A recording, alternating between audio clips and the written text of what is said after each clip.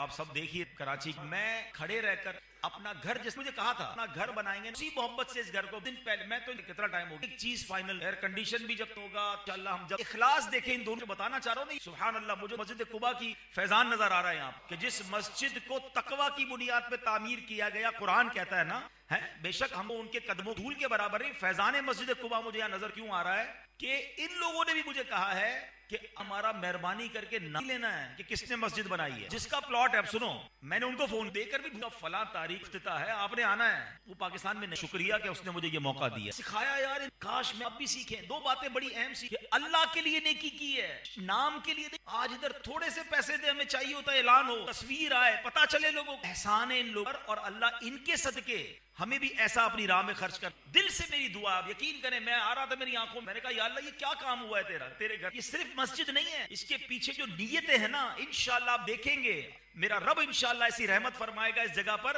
کہ یہ اسلام کا عظیم مرکز بنے گا، یہاں علماء بنیں گے، یہاں عالمہ بنیں گی بچیاں ہماری انشاءاللہ، یا حافظ بنیں گے، اور یہاں سے انشاءاللہ پوری دنیا میں دین کا پیغام، کیونکہ یہ جس نیت سے بنائی گئی ہے نا اصل چیز اعمال کا دار و مدار نیتوں پر ہے، نہ بنانے والے کو نام کی، نہ پلاٹ دینے والے کو نام کی فکر ہے، میں بس آپ کام کریں بس اور ہمیں بتائیں کرنا کیا ہے۔ دوسری بات سیکھنے کو مسجد بنائی کیسی ہے، میں یہاں یہ بھی مشورہ دوں گا اللہ پاک اگر مال دینا تو بہترین خرچ کیا کرو۔ مسجد کے دروازے نہیں ہوتے ہیں، باتھ روم کا حال برا، تو لائٹیں نہیں، پنکھے نہیں چل رہے، کون ہونا چاہیے۔ اب دیکھیں نا اس مسجد میں آپ آئیں، مسجد تو ایسی ہونی چاہیے کہ بندہ آئے تو باہر جانے کو جینا چاہے، بندہ کہے 2 رکعت نفل اور پڑھ لوں۔ اپنا بعض اوقات مسجد میں گرمی ہو رہی ہے، محلے میں سب کے گھر اچھے بن جاتے ہیں، مسجد کے لیے پیسہ نہیں نکالتے لوگ۔ میں سب ان لوگوں سے بات کر رہا ہوں جو سن رہے ہیں، اور لائیو سنیں اور بعد میں سنیں۔ اس سے پہلے تو میرے پورے جیسا محلہ اللہ نے دیا، گھر دیے، سے اچھی مسجد بنائے۔ میں ایک راز بھی ایک سائیکالوجیکلی بات بتا، دیکھیں ایک بات سمجھ کہ آج کے یوتھ ہم آ رہے ہیں مشکل بندر فیسلٹیز بھی نہ دو پرانا ہے، اگر آپ کو صفائی ستھرائی کا خیال رکھنا اچھے انداز سے، اس طرح ٹرینڈ ڈیولپ ہونا ظاہر ہے، جیسا ڈونیشن میں اللہ عالی شان، تو اللہ کرے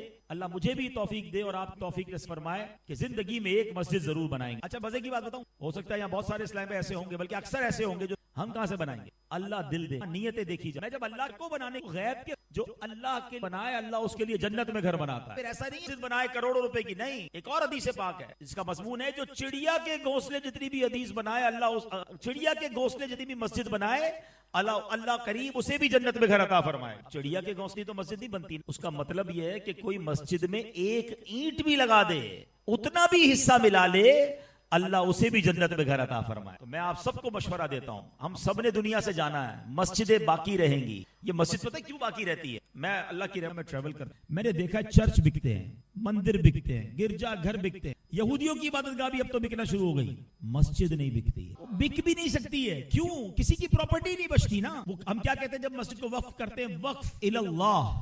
اس کا مطلب کیا ہوا؟ ہم کہتے ہیں بھائی یہ پلاٹ آپ کا تھا اب ان کے نام ہو گیا، ان کا تھا تو ان کے نام ہو گیا، اب یہ مالکانہ حقوق انہیں مل گئے، یہ ایکچولی اللہ کے نام ہو جاتا ہے، یہ اللہ کے لیے وقف ہو جاتا ہے۔ اب دنیا میں کوئی اس کا مالک نہیں ہے، اس پراپرٹی کا مالک کون ہو جاتا ہے؟ ویسے تو ساری کائنات کا مالک وہی ہے، مگر یہ اللہ کے لیے وقف ہو جاتی ہے۔ اب یہ قیامت تک کے لیے مسجد ہو جائے گی۔ آپ کو 1400 سال سے مسجدیں نظر آ رہی ہیں، مسجد قباء موجود ہے نا، مسجد نبوی موجود ہے، کب بنی تھی؟ 1400 سال پہلے۔ پلاٹ پلازے بلڈنگیں ختم ہو جاتے ہیں، مسجدیں قیامت تک باقی رہتی ہیں۔ اللہ کرے کہ یہ انویسٹمنٹ ہمیں سمجھ آ جائے۔ میں تو ان کو بھی کہوں گا جنہوں نے یہ مسجد بنائی ہے کہ ایک پہ آپ نے بھی نہیں رکنا ہے، اللہ نے یہ کام کروا لیا، آپ نوٹ کر لیں انشاءاللہ۔ میں تو سب سے کئیوں سے بات کی ہے، جس نے بھی مسجد بنائی ہے نا اللہ نے وہ مال تو اسے دنیا میں ملٹیپلائی کر کے دے ہی دینا ہے، یہ تو واپس آ جائے گا، آپ ہی چکا ہوگا یا آنے والا ہوگا۔ ہاں کیونکہ آخرت میں جنت کا گھر الگ ملے گا، ادھر ملٹیپلیکیشن الگ ہے، تو یہ اللہ سے کاروبار کر کے آپ بھی دیکھ لو۔ اور سبحان اللہ میں ایک اور مشورہ دیتا ہوں کہ جب دعوت اسلامی والے مسجد بنائے نا تب تو سبحان اللہ آپ نے سمجھنا یہ لاٹری لگ رہی ہے، کیونکہ دعوت اسلامی والے مسجد نہیں بناتے، ثواب کی پوری فیکٹری لگاتے ہیں۔ ابھی میں ان سے مشورہ کر رہا، دیکھیں ابھی تو آج پہلی نماز ہوئی ہے نا، ہم نے پتہ کیا سوچنا شروع کر دیا ہے، بیسمنٹ میں کیا ہوگا؟ انشاءاللہ ہم پلان کر رہے ہیں کہ بیسمنٹ میں ہماری اسلامی بہنوں کا اجتماع ہوگا، بیسمنٹ میں اسلامی بہنوں کا جامعۃ المدینہ لگے گا، یعنی نیچے خواتین کی ثواب کی فیکٹری لگ جائے گی، یہاں انشاءاللہ نمازیں ہو رہی ہوں گی، اللہ نے چاہے اس کی 2nd 3rd فلور پہ جا کے ہم انشاءاللہ یہاں کے بچوں کے لیے جو درس نظامی کی کلاسیں ہیں, اور بھی ہو سکتا ہے بہت سارے کورسز ہم ڈیزائن کریں, ورنہ نارملی مسجد بنتی ہے, نماز ہو رہی ہوتی ہے, یا درس شروع ہو جائے گا, یا مدرسۃ المدینہ بالغان شروع ہو جائے گا, اللہ نے چاہا یا قافلے آنا شروع ہو جائیں گے, رمضان چل رہا ہے آخر میں اعتکاف شروع ہو جائے گا, تھوڑے دنوں بعد ہو سکتا ہے یا کوئی کورس اناؤنس ہو جائے کہ جناب 3 دن کا کورس ہے, آئیے عبادت کرتے ہیں, کورس سیکھتے ہیں. تو بنانے والوں کے تو وارے نیارے ہو گئے نا کہ ہر وقت ثواب کا میٹر جاری ہے. تو دعوت اسلامی والے جب مسجد دنیا میں کہیں بنائیں, میرا آپ کو مشورہ ہے کہ وہ آپ کے پاس آئے نہ آئے, آپ خود آگے بڑھیں کہ یار تھوڑا حصہ میرا بھی ملا لو, یار میری ماں کے نام پر, میرے والد کے نام پر, آپ کی مہربانی مجھے پارٹنر بنا لو, کیونکہ یہ قیامت تک ثواب چلتا رہے گا اور مجھے بھی اس کا ثواب ملتا رہے گا. اللہ ہماری دعوت اسلامی کو سلامت رکھے, اس مسجد کو بنانے والوں کو سلامت رکھے, اور اس مسجد کو قیامت تک کے لیے اسلام کا عظیم مرکز بنا دے. درود پاک پڑھ لیں, صلو علی الحبیب صلی اللہ تعالی علی محمد صلی اللہ علیہ وسلم. اب میں بیان تو خیر کافی کر چکا اور بہت ساری باتیں تو اس میں بھی سیکھ لی. میں آپ کو ایک بہت خوبصورت واقعہ, اور یہ واقعہ امام ابن ابی دنیا نے امام بخاری کے شاگردوں میں سے ہیں, انہوں نے اپنی کتاب میں لکھا کہ نبی آپ نے کیا دیکھا, عرش کے نور میں لپٹن ھذا ام ملک, کیا یہ کوئی فرشتہ ہے؟ جواب دیا گیا, نبی پاک نے فرمایا ان نبی, کوئی نبی. عرض کیا گیا حضور نبی بھی نہیں ہے. پھر یہ عرش کی, عرش تک جس کی روح پہنچ گئی, یہ کیسا بندہ ہے؟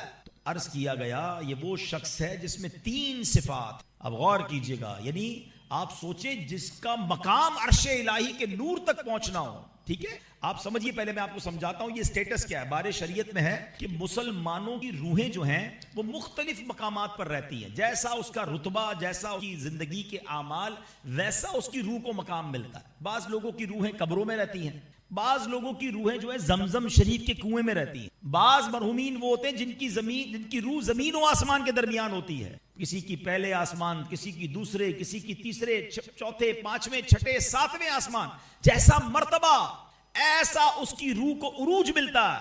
اور بعض کی آسمانوں سے بھی بلند, بعض روحیں عرش کے نیچے کندیلوں میں رہتی ہیں, بعض کی اعلیٰ علیین میں رہتی ہیں. ہم اللہ سے دعا کرتے ہیں اللہ ہم جب دنیا سے جائیں ہماری روح کو اعلیٰ علیین میں جگہ عطا فرما. امیر اہل سنت کا بہت پیارا شعر ہے نا, آئیے مل کے پڑھ لیتے ہیں. اعلیٰ علیین میں یا رب اسے دینا جگہ, روح چل دے جب نکل کر بے تھا.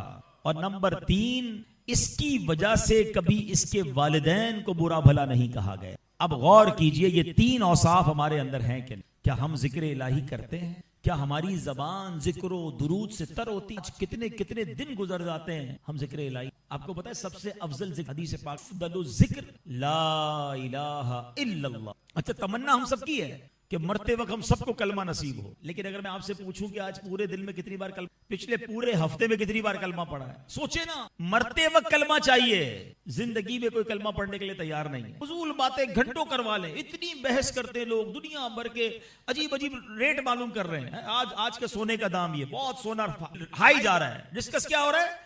گولڈ ڈسکس ہو رہا ہے. بھائی تم کو لینا ہے کچھ گولڈ؟ لینا بھی نہیں, ایسے چیک کرتا ہوں, اتنا ٹائم ہے. آج پیٹرول کا دام یہ, انٹرنیشنل اسٹاک ایکسچینج یہ, بھائی کیا کرنا ہے اس کا جس کا فائدہ کوئی نہیں. اتنی دیر کلمہ پڑھ لیتے نا بھائی, اتنی دیر درود پاک پڑھ لیتے, اتنی دیر کوئی اور اللہ کا ذکر کر لیتے. ذکر الہی نہیں کرنا, باتیں کروا لو گھنٹوں. چائے کے ہوٹل پر بیٹھیں گے 1 گھنٹے تک چائے پوری نہیں ہوگی. ٹائم بہت ہے, ٹائم نہیں ہے تو ذکر الہی کرنی. اللہ قرآن میں سنو کیا فرماتا ہے, اللہ کے حبیب, اللہ کے پیارے کلام میں اللہ فرماتا ہے یا ایھا الذین یا ایھا الحمدللہ اللہ اکبر. ابھی بڑا آپ کا کیا کروڑ روپے کماتے ہو, ملٹی پلائی کریں, ڈیوائیڈ کریں, 10 سیکنڈ میں کتنے بناتا ہوں؟ چند روپے بنیں گے, مشکل سے شاید چند روپے بھی نہیں بنیں گے. لیکن ہم سب نے, اللہ قبول فرمائے, تو ہم سب نے یہاں بیٹھے بیٹھے کیا کما لیا؟ میرے نبی علیہ السلام کے سچے وعدے ہیں, جو ایک بار سبحان اللہ کہے اس کے لیے جنت میں درخت لگا دیا جاتا, ایک بار الحمدللہ کہے جنت میں درخت, ایک بار اللہ اکبر کہے جنت میں درخت لگ جاتا ہے. اگر ذکر الہی نہیں, اگر ہمیں کوئی کہے کہ جناب آج رمضان اسکیم آ رہی ہے کہ جو جتنی بار سبحان اللہ کہے گا اتنے 1000 روپے ملیں گے, جتنی بار الحمدللہ کہے گا اتنے 1000, ایک درود پاک پر 1000, ایک کلمہ پاک پر 1000. سچ بتاؤ کیا ہوگا؟ لوگ کہیں گے موبائل بند, 30 ڈیز کچھ کام نہیں کروں گا, تسبیح ہوگی اور میں ہوں گا. یار دنیا کے پیسے کے لیے ہم تیار ہو جائیں اور ہر سبحان اللہ پر جنت کا ایک درخت ہے، ہم کیوں تیار؟ پلیز یہ غور کیجئے کہ وہ نور، عرش کے نور میں لپٹا ہوا شخص کون تھا جس کی زبان ذکر الہی سے تر رہتی تھی؟ اور ذکر الہی کا ایک اور انداز کیا ہے کہ ہم اپنی باڈی کا بھی ذکر کریں۔ باڈی ذکر کب کرتی ہے؟ جب آپ نماز پڑھیں۔ یہ اللہ کا شکر بھی ہے اور یہ ذکر، یہ بدن کا ذکر ہے، پورا آپ ود ایکشن اللہ کا ذکر کر رہے ہیں نا، تلاوت بھی کر رہے ہیں، رکوع بھی کر رہے ہیں، تسبیح بھی پڑھ رہے ہیں، سجدہ بھی کر رہے ہیں۔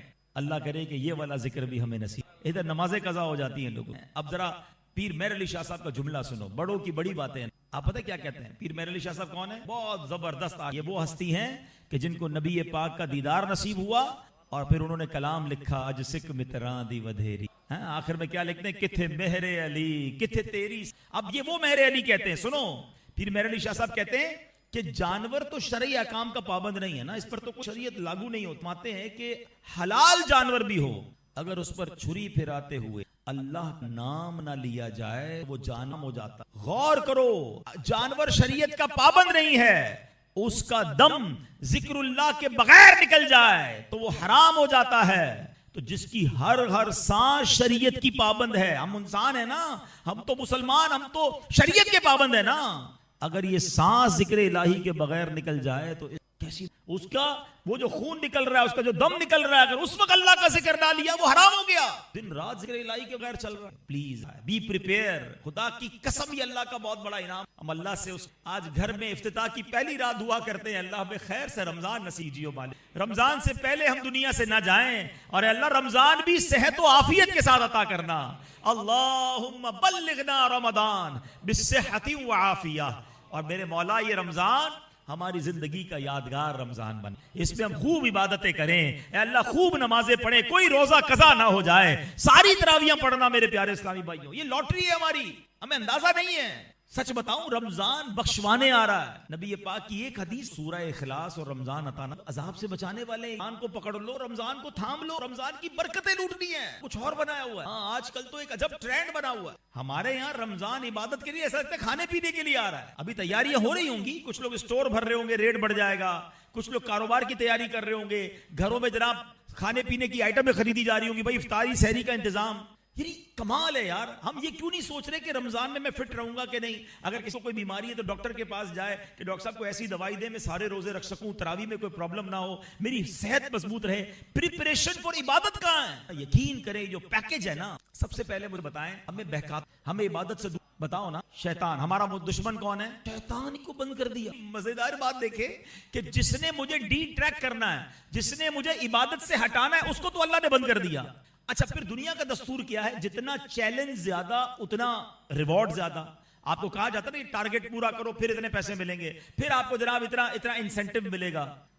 عقل کیا کہتی ہے کہ ہوتا یہ کہ اللہ فرماتا کہ بھائی شیطان کا پاور بڑھا دیا ہے، وہ زیادہ اٹیک کرے گا، اب تم نیکی کرو تو زیادہ ثواب ملے گا۔ پھر تو سمجھ آتا ہے مقابلہ بڑھا تو ثواب بڑھا، نہیں، شیطان بند، کوئی بہکانے والا نہیں ہے۔ اب سبحان اللہ، نفل پڑھو تو فرض کا ثواب ملے گا، فرض پڑھو تو 70 گنا ثواب ملے گا، روزہ رکھو تو اللہ فرماتا ہے روزہ دار کی جزا میں خود ہوں۔ روزہ دار کا سونا بھی عبادت، روزہ دار کے منہ سے بدبو جو بو آتی ہے افطار سے پہلے، فرمایا وہ مشک کی خوشبو سے زیادہ اللہ کے یہاں پسندیدہ ہے۔ راتوں کو رحمت کے دروازے کھول دیے جاتے ہیں۔ اور میں آپ کو ایک اور بات بتاؤں، be prepare for the first night. Ramzan کی پہلی رات انشاءاللہ 2-3 دن میں آنے والی ہے، ایسی اسپیشل رات ہے۔ سبحان اللہ، حدیث پاک میں آتا ہے جب رمضان کی پہلی رات آتی ہے، اللہ اس امت پر نظر رحمت فرماتا ہے، اور جس پر رب نظر رحمت فرمایا اسے کبھی عذاب نہیں دے گا۔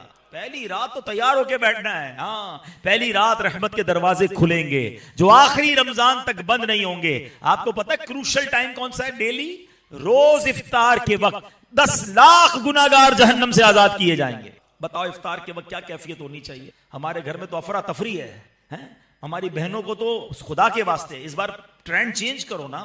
ہماری فیملی آخری منٹ تک کچن میں رہتی ہے، ان کو بھی کہیں 10-15 منٹ پہلے سارے کام کر لو، جو بھی گرم ٹھنڈا ہے ٹھیک ہے، آ کے اب دسترخوان پر کاش ہاتھ اٹھے ہوئے، میری زوجہ کو بھی بخش دے۔ کتنا اچھا ہو کہ ساری فیملی ہاتھ اٹھا کر دعا کرے۔ اور اے کراچی والوں، آپ کے لیے تو بڑا زبردست موقع ہے۔ باقی دنیا میں جو لوگ ہمیں سن رہے ہیں نا، ان کو افطار کا ٹائم مدنی چینل سے میچ نہیں ہوتا ان کا۔ ہم تو کراچی میں اور فیضان مدینہ میں افطار کے وقت سبحان اللہ کیا منظر ہوتا ہے، آپ کو پتا ہے 5000 لوگ اعتکاف میں بیٹھ رہے ہیں، پوری دنیا سے 5000 افراد آ رہے ہیں، اور ان کو انشاءاللہ ہم پلان کر رہے ہیں اب 5000 افراد اگر انشاءاللہ بیٹھیں گے اور ان کے ہاتھ اٹھے ہوں گے اور اللہ کے ولی کے ساتھ وہ دعائیں کر رہے ہوتے ہیں, اگر ہم بھی اپنے گھر پہ یا تو وہاں پہنچ جائیں, وہاں نہیں آ سکتے تو مدنی چینل پر سارے گھر والے مل کر دعا میں شامل ہو. یہ 10 لاکھ گناہگار بخشے جا رہے ہیں. پلیز اس کی تیاری کرنا. آپ کو بتائیں رمضان میں ہر سجدے پر, حدیث پاک کا مضمون ہے, 1500 نیکیاں دی جاتی ہیں اور ہر سجدے پر جنت میں سرخ یاقوت کا ایک گھر عطا فرمایا جائے گا. وہ لوگ سوچے جو تراویحوں سے بھاگ جاتے ہیں, 3 روزہ تراویح, 7 روزہ تراویح, میں نہیں کہتا نہیں ہونی چاہیے, مگر 3 روزہ کا مطلب یہ نہیں کہ پڑھ کے غائب, پورا رمضان تراویح پڑھے نا, ہر سجدے پر آپ کو 1500 نیکیاں مل رہی ہیں. پھر کیسے آپ کا جناب آپ سجدہ نہ کرنے کو جی چاہتا ہے؟ مزہ تو یہ ہے نماز پڑھیں کہ یار میں رات کو اٹھ کر تہجد بھی پڑھوں, میں ابابین بھی پڑھوں, میں اشراق چاش بھی پڑھوں, لیکن ایسا نہیں ہے.